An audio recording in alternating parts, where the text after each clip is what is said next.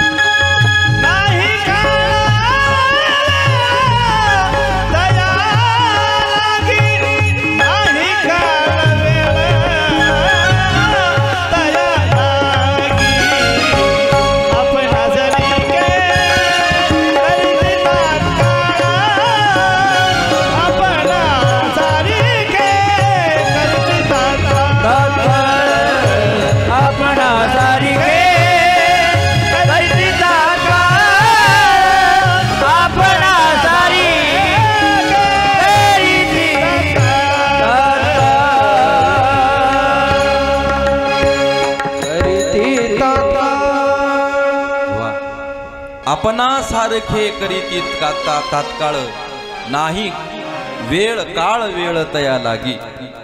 ऐका ना मी बोलतो कशा करताना. परिसापेक्षा मोठं चरित्र जर कोणाचं असेल तर ते आमच्या साधू संतांचं आहे.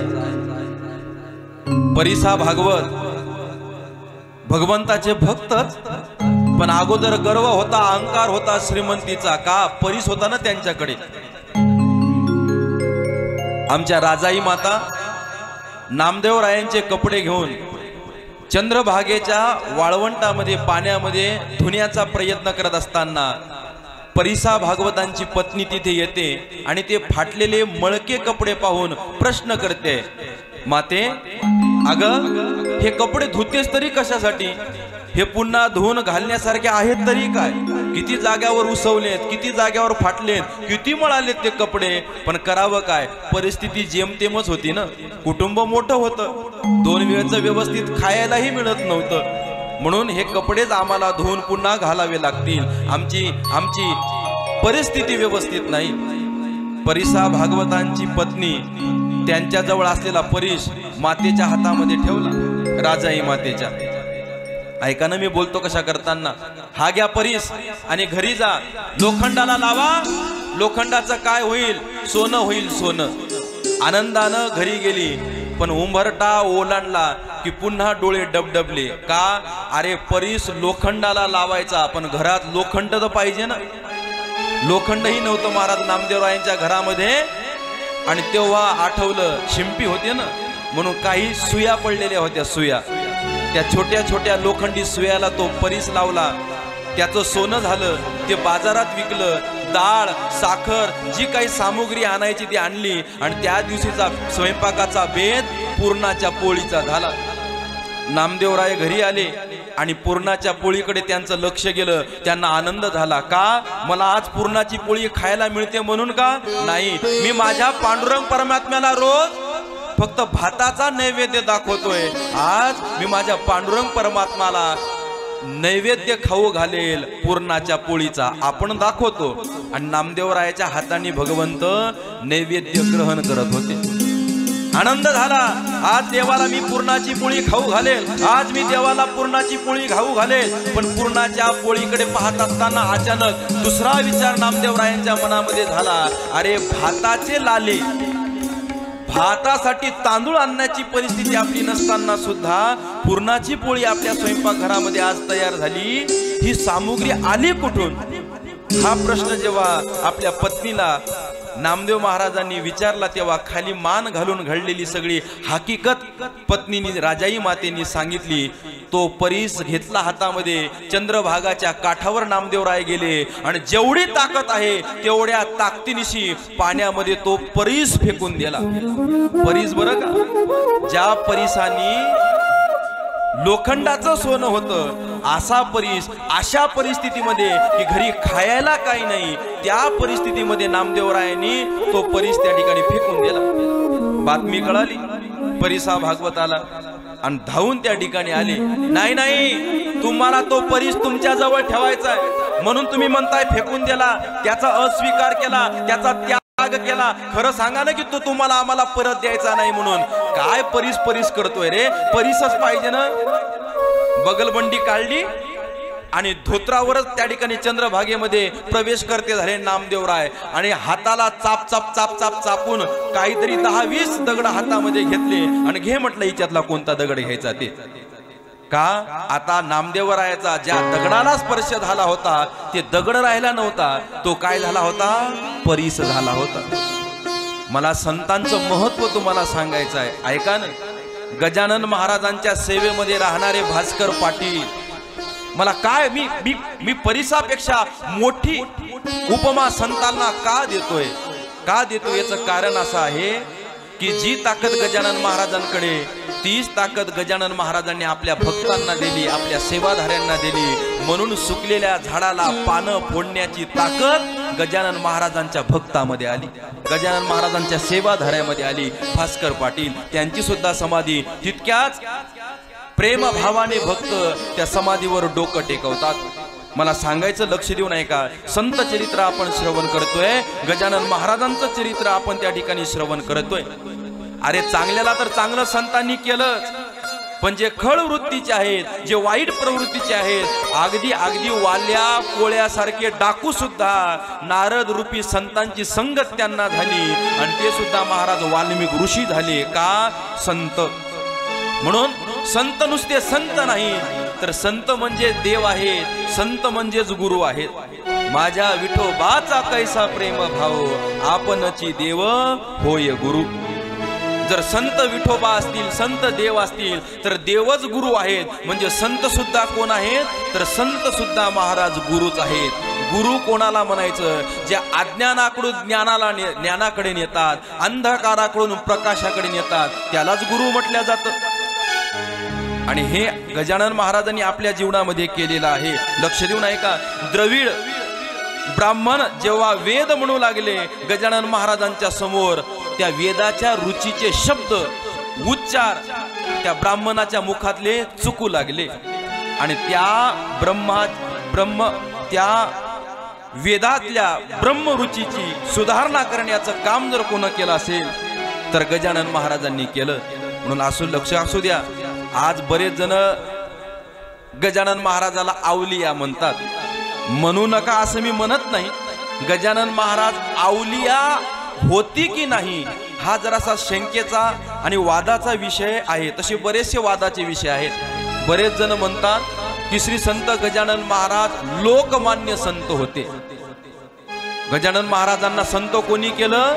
गजानन महाराजांना लोकांनी संत केलं, लोकांनी. पण ऐका बाबांनो, गजानन महाराज लोकमान्य संत नव्हते, तर गजानन महाराज देवमान्य संत होते. देवांनी मान्यता दिलेली संतत्व होतं. एक वाक्य पुढे टाकून बोलू का? देवानी गजानन महाराजाला संतत्व दिलं असं म्हटल्यापेक्षा श्री संत गजानन महाराजांनी देवाला दैवत्व दिलेलं आहे. म्हणून गजानन महाराजांचा गाभारा खाली आहे आणि गजानन महाराजांच्या गाभ्यावर आमचे भगवान प्रभू रामचंद्र प्रस्थापित शेगावला आहेत. आणि त्या संताला तुम्ही लोकमान्य संत म्हणता? लोकमान्य संत मी कालच उच्चार केला त्या खामगावला. आता जे गजानन महाराज प्रगट झाले होते त्यांचा जे पहिला व्हिडिओ आला, लोक बाया रांग लावून पाया पडू लागले. आणि काल एक त्यांचा नवीनच व्हिडिओ आला, रस्त्यावरच कोणतरी त्यांना मारू लागलं. असे लोकमान्य संत गजानन महाराज नाहीत, देवमान्य संत गजानन महाराज आहेत. आणि लोकमान्य संत जर गजानन महाराज असते तर हजारो लाखो रुपयाची संपत्ती, दागिने दान देण्याचं काम गजानन महाराजांना लोकांनी केलं होतं. केला का हो गजानन महाराजांनी त्याचा स्वीकार? केला नाही. जिथे जिथे संपत्तीचा विचार आला, जिथे जिथे मौल्यवान वस्तूंचा विचार आला, तिथून तिथून महाराज त्या गोष्टीचा, त्या जागेचा गजानन महाराजांनी काय केला? त्याग केला. शेवटी तर पाटलाच्या जागेत सुद्धा राहिले नाही. नको मला वाद होता ना पाटील आणि देशमुख, तो काय आत्ताचाच आहे की काय?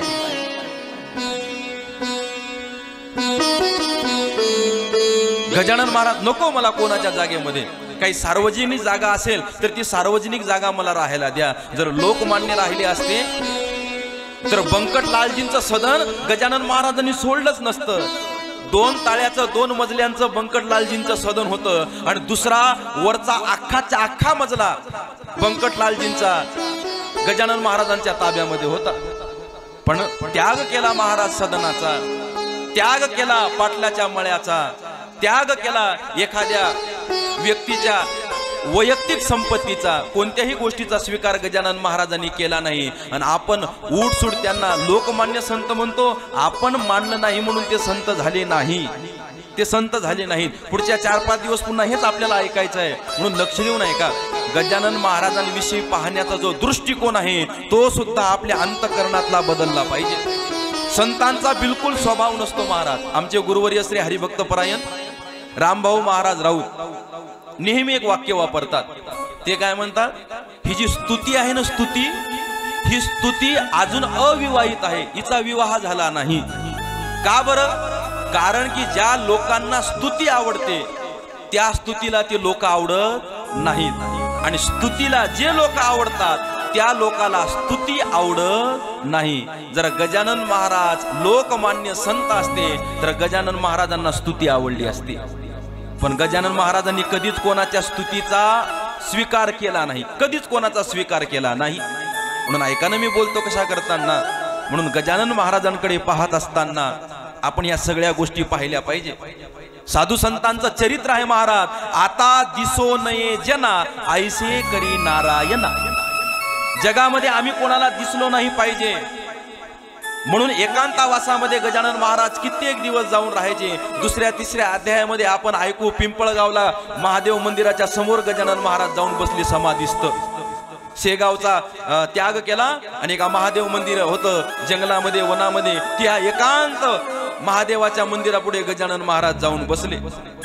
स्तुती त्यांना आवडत नव्हती, संपत्ती त्यांना आवडत नव्हती, लोकांनी केलेला त्यांचा वावा जय जयकार त्यांना आवडत नव्हता. म्हणून ते देवमान्य संत आहेत, ते लोकमान्य संत नाही. आता महाराज परिचय जरासा उलटा आहे. आता दिसो नये जना, आता असं नाही, आता कैसे दिसो जना. फोटो काढायचं म्हणलं जर मागच्या रांगेत एखादा माणूस उभा राहिला ना तर बोटावर टाका वर वर करून आपलं मुंडकं का होईना त्या फोटोत आलं पाहिजे याचा प्रयत्न करतो. मोठमोठे राजकारणी लोकांच्या वाढदिवसानिमित्त बॅनर लागतात. ते बॅनर काय त्या पुढाऱ्यासाठी नाहीत लागत, त्या पुढाऱ्याच्या खाली आपले फोटो लोकांना दिसले पाहिजे म्हणून लागलेले असतात. आता कैसे दिसो जना म्हणून मोबाईल वाल्या कंपनीनं एक नवीन कॅमेरा काढला, त्याचं नाव आहे सेल्फी कॅमेरा. वादच नको, काढत बसा आपली किती फोटो काढायचे ते. हा आजचा प्रकार झालाय महाराज. मग मी बोलतो कशा करताना लक्ष देऊन ऐका. का गजानन महाराजांचं चरित्र ऐकायचं, कशाला गजानन महाराजांचं चरित्र श्रवण करायचं, लक्ष देऊन ऐका. साधू संतांचं चरित्र आहे, पण ते चरित्र साधू संतांचं स्वतःसाठी नाही तर ते जगासाठी आहे आणि जगाच्या कल्याणासाठी आहे. केवळ आणि केवळ संतांच्या अंतःकरणामध्ये एकच भाव आहे, कल्याण झालं पाहिजे माझं, नाही तर या जगाचं कल्याण झालं पाहिजे. म्हणून जगाच्या कल्याण संताच्या होते, जगाच्या कल्याण संताच्या होते, जगाच्या कल्याण संताच्या विभूती, जगाच्या कल्याण संताच्या विभूती, जगाच्या कल्याण संताच्या भोवते, जगाच्या कल्याण संताच्या भोवते, जगाच्या कल्याण संताच्या विभूती, जगाच्या कल्याण संताच्या विभूती. देह कष्ट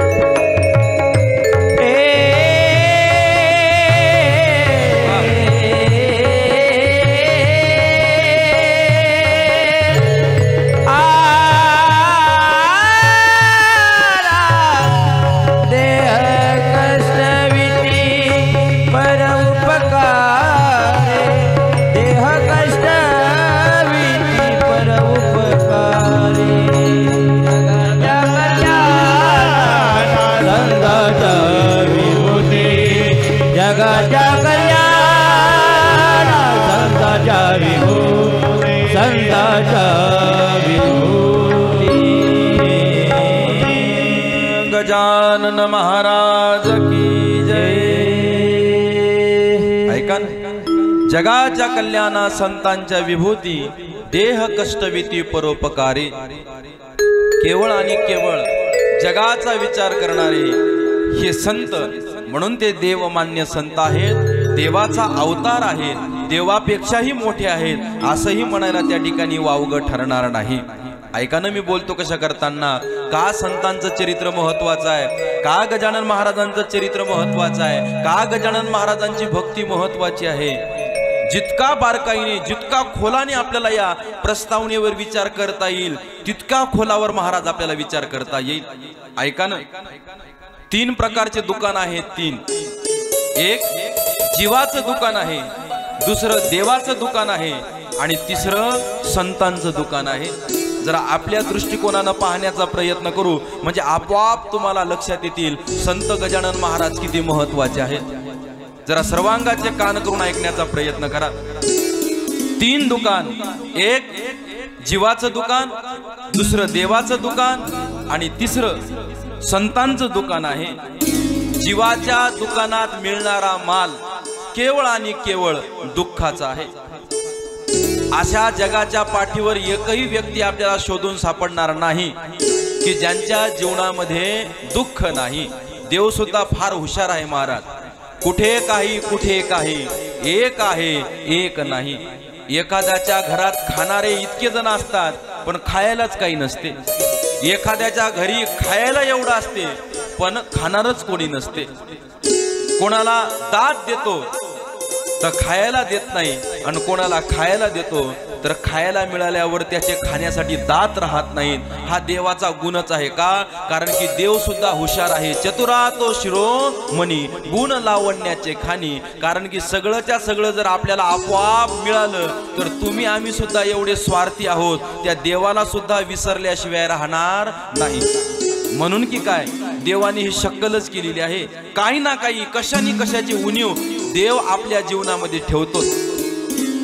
एक व्यक्ती, 2 मुली, दोघींचाही विवाह झाला आणि संसार कसा चाललाय हे पाहण्यासाठी आपल्या मुलींकडे जाऊन यावं या विचाराने बाबा निघले।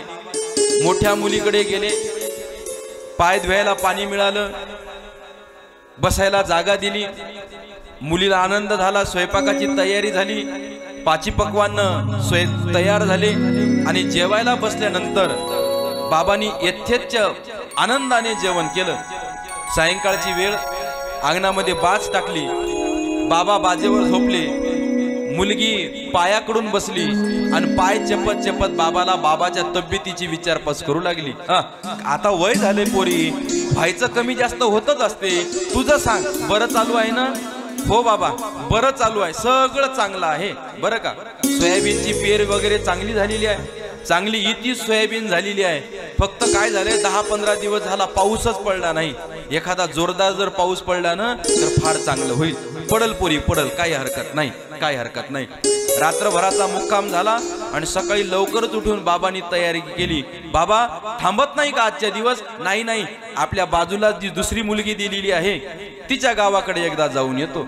आणि म्हणून 4 किलोमीटर अंतरावर एक दुसरं खेडं गाव, तिथं दुसरी मुलगी, तिच्याकडे गेले। त्या छोट्याही मुलीला आनंद झाला, बाबा आले, पाय धुवायला पाणी, जेवण्याची तयारी, स्वयंपाक तयार झाला, पाहुणचार तयार झाल्यानंतर बाबांचं जेवण झालं। ते सुद्धा महाराज हितगुज करत बसले, दीदी संसार बरा चाललाय ना, सुख समाधान आनंद आहे ना? हो बाबा सगळं आहे, यांनी नवीनच व्यवसाय चालू केलाय, कशाचा? विटीच्या भट्टीचा। सगळ्या विटींना आकार देऊन झालेला आहे, विटी रचून ठेवलेल्या आहेत, कोळसा इंधन टाकून ठेवलेला आहे, आता फक्त भट्टी पेटवायची, फक्त देवाने एकच करावं, काय? 7-8 दिवस पाऊस पडू देऊ नाही। आता एक म्हणते पाऊस पडला पाहिजे आणि एक म्हणते पाऊस पडला नाही पाहिजे। आता देवाने तरी काय केलं पाहिजे? ऐकणारे लोक हुशार, एकीच्या गावात पाऊस पडला पाहिजे दुसरीच्या पडला नाही पाहिजे, नाही का? अरे जिथं वीट भट्टी आहे तिथं पण शेत आहेच ना। म्हणून ऐका ना, मी बोलतो कशा करताना, हा जीवाचं दुकान आहे महाराज, जीवाचं दुकान। फार मोठे शेठजी किराणा दुकान लावलं, किराणा दुकान. पण गावामध्ये कोरोना सारखी कोणतरी एक लाट आली. पटपट दोन चार लोक रोजचे रोज मरू लागले. आता गावात 2 रोज मडे जर असतील तर लोक साखर नेऊन घरी काय पुरणपोळी खातील का? नाही. अहो शेडजीच्या दुकानात कोणी जायला तयार नाही. मग दुकान कोणाचं चालू लागलं? गावाच्या बाहेर स्मशानाच्या बाजूला एक लाकूड तोड्याचं दुकान होतं, ते दुकान चालू लागलं. शेडजी म्हणू लागले लाखोचा किराणा भरलाय दुकानात मी आणि पैसा कमवतोय तो लाकूड तोड्या. मग माझ्याजवळ काही इंधन नाही की काय? 100 एकराचे मालक शेडजी. दुर्या बंधाऱ्यावरचे जितक्या सुबाबळी लिंब होते सगळे तोडले, त्याचं इंधन तयार केलं. लाखाचा किराणा माल बाहेर काढला आणि सगळं इंधन दुकानात भरलं. शेडजीने इंधन भरलं की लाटच निघून गेली रोगाची. का? व्यवसाय निमित्त फळ देत असे संचित. मला सांगायचं काय, आपण नाना अट्टहास करतो प्रयत्नपूर्वक आनंद सुख समाधान प्राप्त करण्यासाठी, पण जगाच्या पाठीवर आपल्याला असा एकही व्यक्ती सापडणार नाही की ज्याच्या जीवनामध्ये केवळ आणि केवळ सुख आहे, केवळ आणि केवळ सुख आहे. एकही नाही. ही तर दुनिया कशी आहे माळी महाराज. जो देखे सो दुखिया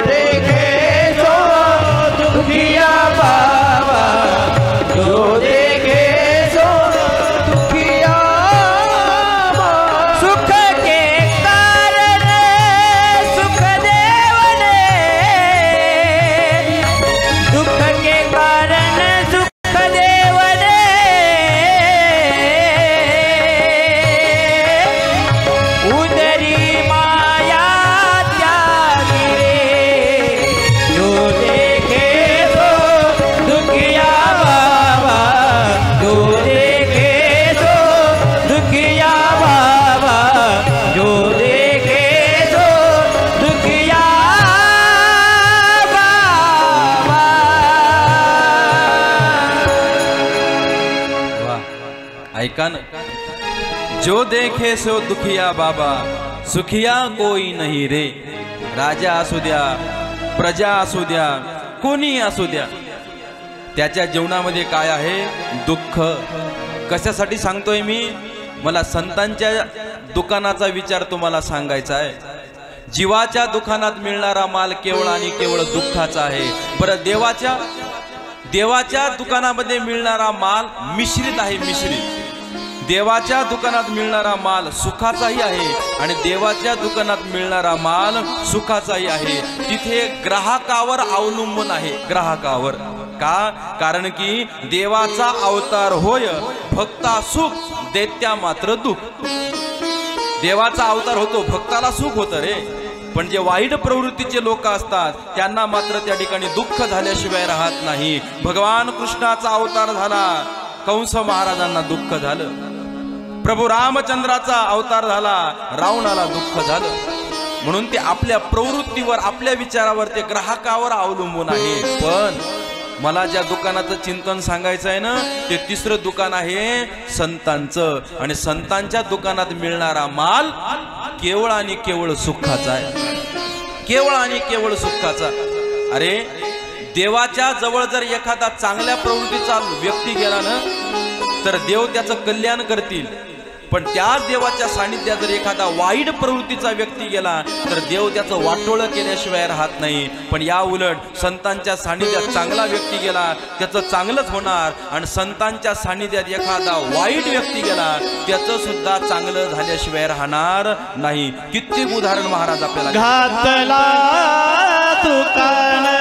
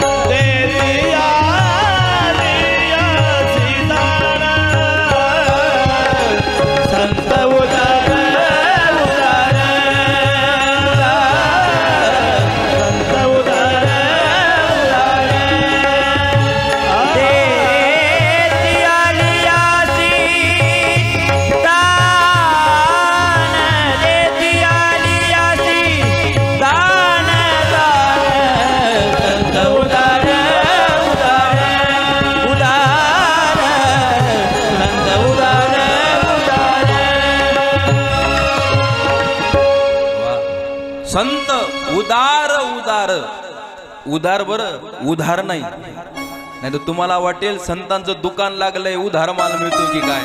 पण खरं सांगू का, संतांच्या दुकानात नुसता उधार माल मिळत नाही तर फुकट मिळतो, फुकट।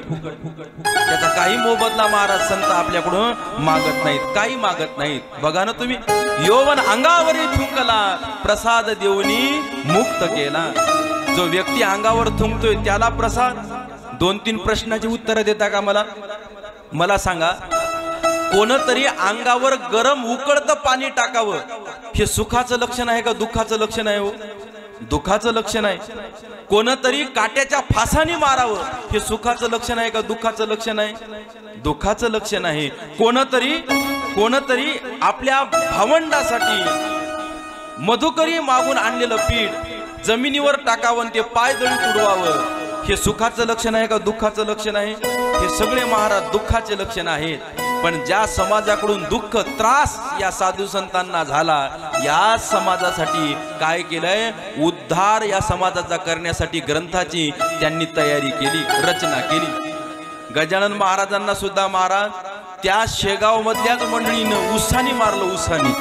पण आज त्याच कुटुंबाचा उद्धार करणारे जर कोण असतील तर ते म्हणजे गजानन महाराज आहे। ऐका ना, मी बोलतो कशा करताना, उपकारावर नाही तर अपकार्यावर उपकार करणारे जर कोण असतील तर ते संत आहेत। आणि त्या संत मांदियाळी मधले आमचे संत म्हणजे कोण आहेत? आमचे गजानन महाराज आहेत। आणि आपण नुसतं गजानन महाराज म्हणत नाही महाराज त्यांना, आपण काय म्हणतो? श्री समर्थ गजानन महाराज। संत तर आहे, श्री तर आहे, पण ते कसे आहेत? समर्थ आहे, समर्थ। नुसतं संत असून उपयोगाचं नाही तर ते संत समर्थ असणं सुद्धा फार महत्वाचे आहेत। आयसे कैसे झाले भोंदू असे तर बरेचसे आपल्याला मिळतील दिसायला, कपड्यांनी दिसण्यापुरते, पण महाराज ते समर्थ नसतात. आमचे गजानन महाराज कोण आहेत? आमचे गजानन महाराज समर्थ आहेत. जसं तुकाराम महाराजाला म्हटलं जातं धन्य तुकोबा समर्थ. का बरं त्यांना म्हटलं जातं? का बरं आमच्या गजानन महाराजांना म्हटलं जातं? ते समर्थ आहेत, कारण की समर्थाची व्याख्या आहे. काय आहे समर्थ शब्दाची व्याख्या? जरा लक्ष देऊन ऐका बरं. गजानन महाराजांचं चरित्र आपण पाहतोय. गजानन नावाचा अर्थ काय आहे? त्यांना समर्थ का म्हणतात? या प्रत्येक छोट्या छोट्या गोष्टी आपल्याला कळणं फार महत्वाचं आहे. का गजानन महाराज समर्थ आहेत? समर्थ म्हणजे काय? समर्थ कोणाला म्हणायचं? समर्थ या शब्दाची व्याख्या तरी काय आहे? सांगू तुम्हाला कोणाला म्हणायचं समर्थ? ज्यांच्याकडे कर्तुम, अकर्तुम, अन्यथा कर्तुम या तिन्ही शक्ती आहेत, त्यांना म्हणायचं समर्थ. कर्तुम शक्ती, जगाची उत्पत्ती आणि नाश ज्याच्या ताब्यात आहे त्याच्याकडे महाराज कर्तुम शक्ती असते आणि त्याला समर्थ म्हटलं जातं. त्याला समर्थ म्हटलं जातं. उदाहरणार्थ सांगेल महाराज, भगवंताच्या हातामध्ये आहे जगाची उत्पत्ती करणं आणि नाश करणं. त्याला जन्म आणि मृत्यू असं म्हणतात. म्हणून भगवंत समर्थ आहे. नवे नवे आमचे गजानन महाराज सुद्धा महाराज समर्थ आहेत. का? कारण की त्यांच्याकडे कर्तुम शक्ती आहे. जगाची उत्पत्ती आणि नाश करण्याची शक्ती त्यांच्याकडे आहे. जन्म आणि मरण देण्याची शक्ती, मरण म्हणजे मोक्ष, मोक्ष देण्याची शक्ती आमच्या गजानन महाराजांकडे आहे. म्हणून आम्ही त्यांना समर्थ म्हणतो. मरणासन्न अवस्थेमध्ये असलेल्या कितीतरी रोगी माणसांना गजानन महाराजांच्या कृपा दृष्टीमुळे, त्यांच्या चरणतीर्थामुळे, त्यांच्या अंगाऱ्यामुळे काय वाचला? त्यांचा जीव वाचला. म्हणजेच गजानन महाराज कोण आहेत? समर्थ आहेत. अंगणामध्ये आश्रमाच्या मठाच्या द्वारामध्ये रस्त्यामध्ये एक कुत्रा मरून पडला होता. मेलेल्या कुत्र्याला जिवंत करण्याचं काम कोण केलं? आमच्या गजानन महाराजांनी केलं. अरे तो कुत्रा मेलेला नाही, जिवंत आहे बघ, एवढंच म्हटलं. आणि 2 दिवसापासून मरून पडलेला कुत्रा क्षणार्धार्थ महाराज उठून तिथून पळून गेला. याला म्हणतात कर्तुम शक्ती. कर्तुम शक्ती. एक व्यक्ती विहिरीमध्ये नळकांडी फुटत नव्हती, स्फोटाची म्हणून उतरला आणि अचानक एक स्फोट त्या ठिकाणी झाला. विहिरीमध्ये स्फोट होऊन सुद्धा एवढे मोठमोठे दगड खडक उडून सुद्धा तिथे कोणीतरी आलं, त्या भक्ताचा हात पकडून त्याला कपारीत सावध सुरक्षित नेऊन बसवलं, मरू दिलं नाही. याला म्हणतात समर्थ कर्तुम शक्ती. या कथा आपण पाहणार आहोत. म्हणून गजानन महाराज कोण आहेत? समर्थ आहेत. का? कारण की त्यांच्याकडे कर्तुम शक्ती आहे. नवे नवे त्यांच्याकडे अकर्तुम शक्ती सुद्धा आहे. अकर्तुम म्हणजे काय? ज्यांच्याकडून होत नाही त्यांच्याकडून सुद्धा काम करून घेणं, याला म्हणतात अकर्तुम शक्ती. प्रभू रामचंद्राच्या सैन्यामध्ये कोण होते महाराज? वानर, अस्वल होती का हो त्यांची ताकद रावणाला भिडण्याची? पण वानरा हाती सुद्धा लंकेवर विजय मिळवला. का? प्रभू रामचंद्राची अकर्तुम शक्ती. अकर्तुम शक्ती. आणि म्हणून पितांबर असतील, भास्कर पाटील असतील, नवे नवे मला वाटते 15व्या अध्यायात एक चरित्र येते लोकमान्य टिळकांचं.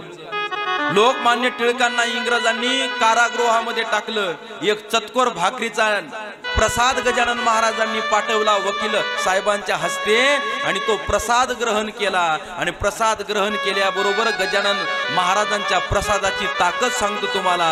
गीता रहस्य नावाचा गीतेवरचा टीका करणारा ग्रंथ आमच्या लोकमान्य टिळकांनी रचला. ही कोणाची ताकद आहे? ही गजानन महाराजांची ताकद आहे. ऐका ना मी बोलतो कशा करताना. पितांबरासारख्या व्यक्तीकडून काय झालेलं आहे? जे पानं आहेत, ज्या झाडाला पानं नाही त्या झाडाला सुद्धा काय फुटली महाराज? पालवी अशा प्रकारे फुटली.